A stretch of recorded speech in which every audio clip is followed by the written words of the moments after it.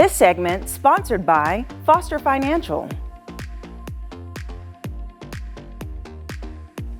Welcome back to Women's Wealth Wednesday, where we provide you with holistic financial advice from Foster Financial. And joining me today is Caleb Doane, their Vice President. Good morning, Caleb. Good morning. How's your day going? It's going pretty well, yeah. The temperature is kind of dropping outside. Yeah, starting to feel the fall in the air. It's yes, been good. The fall effect. Can't wait for that. Yeah. Oh wait, have you gotten your pumpkin spice latte yet? Oh, I actually did. Yeah, I got the cold brew version. Okay, though, did so you like it? which I guess is starting to be more popular than even the hot one. Okay. So it's interesting. I have to try that. Yeah, it was good. Okay, so we were talking before about spousal inheritance planning. And I know that we kind of discussed how people could inherit like IRAs or brokerage accounts. And today we're going to talk about pensions, right? Yeah. So why is this important? Yeah, it's really important because there's this kind of massive wealth transfer that's occurring over the next 10, 15 years here. And it's really because a lot of the baby boomer generation is starting to enter the mid and later years of their retirement.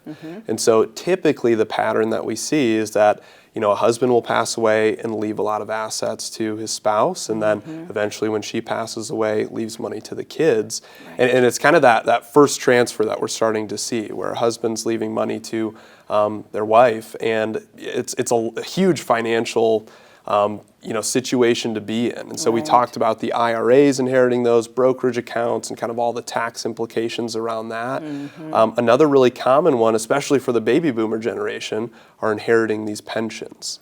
Right. And so those are a little bit different, right? Because it comes from the employer. Right.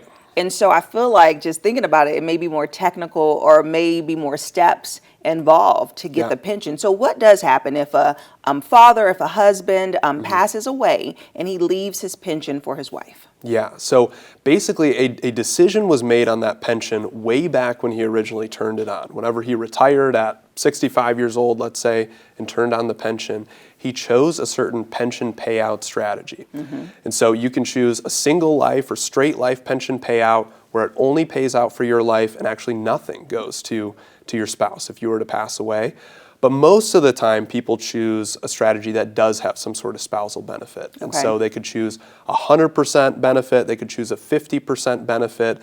And basically the reason you would choose different benefits, there's different payouts associated with them, and you get a lesser or higher amount depending on the benefit that you get. So if you choose a straight life payout, you get the most while you're living. Okay. But then nothing goes to your spouse. If you choose the 100% payout, you get slightly less while you're living, but then also all of it continues for the spouse's life. So, you have to make this decision back when you're 65 and sort of think, do I think my spouse is going to outlive me? Do I think we're going to pass away around the same time?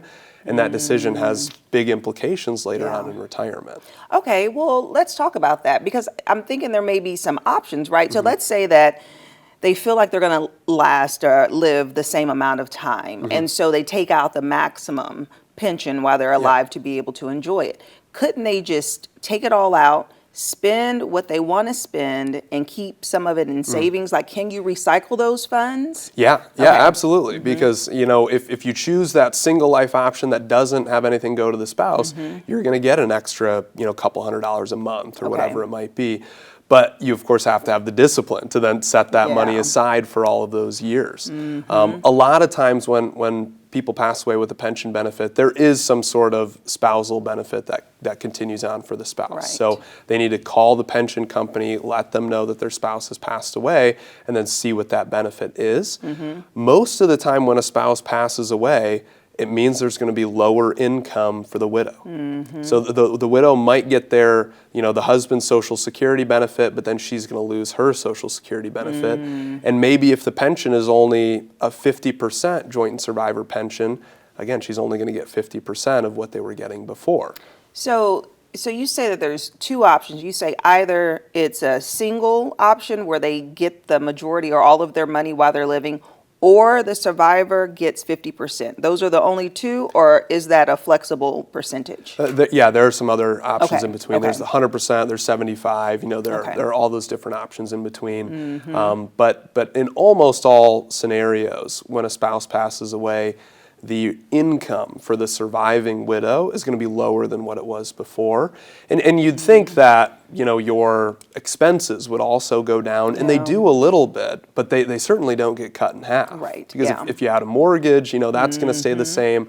A lot of times the utility bill stays about the same. Groceries might go down a bit, but your cable, your Wi-Fi, all that stuff is going to stay It's all exactly the same. People think Yeah. single people are just living it up. It's like we actually pay more. Right, yeah. Because yeah. we don't, we're not splitting it with a spouse. Right. And all those bills are still consistent, as Yeah. you said. And so if they do choose the option where their spouse gets some of the funds, Yeah. is it for the rest of the spouse's life? Yeah, Okay. it's for the rest of their life, which is a really big benefit. Nothing will go to the kids after that, Okay. but it lasts for the entire spouse's life. By the time that a spouse passes away, the decision has already been made, right? So you can't go back and change anything. Now it's just about deciding, all right, what is my income going to be? Social Security is probably changing. The pension is changing a little bit.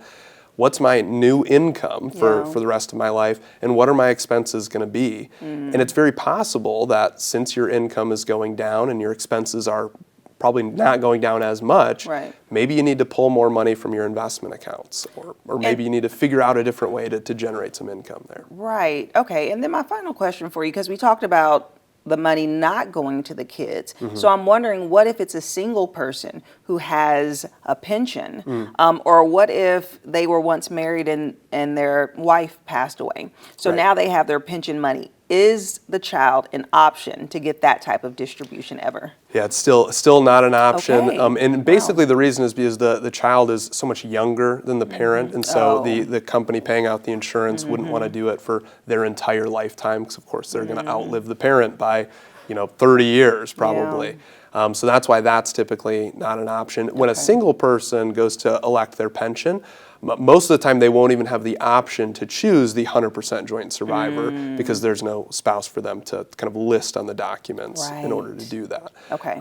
So those are kind of the things that we weigh, but anytime that this happens, your income is changing, your expenses are changing. It's a really good time if you have a financial advisor to have that conversation with them and say, my entire financial picture is changing. What can we do to make sure I have enough money for the rest of my life? Right. If you don't have a financial advisor, that could be a really good time to find one. Right. An even better time to find one is prior to all of that happening, Yeah. because that's a very tumultuous time in somebody's life, and so it's typically not the time you want to be interviewing financial advisors and deciding who's the person you trust. Finding somebody ahead of time is a really good option. Yeah, well, good thing we have you as an option. Yeah. Foster Financial right here locally. So thank you so much, Caleb. Yeah, thank you.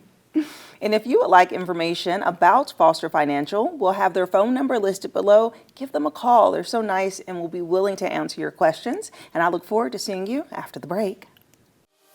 This segment sponsored by Foster Financial.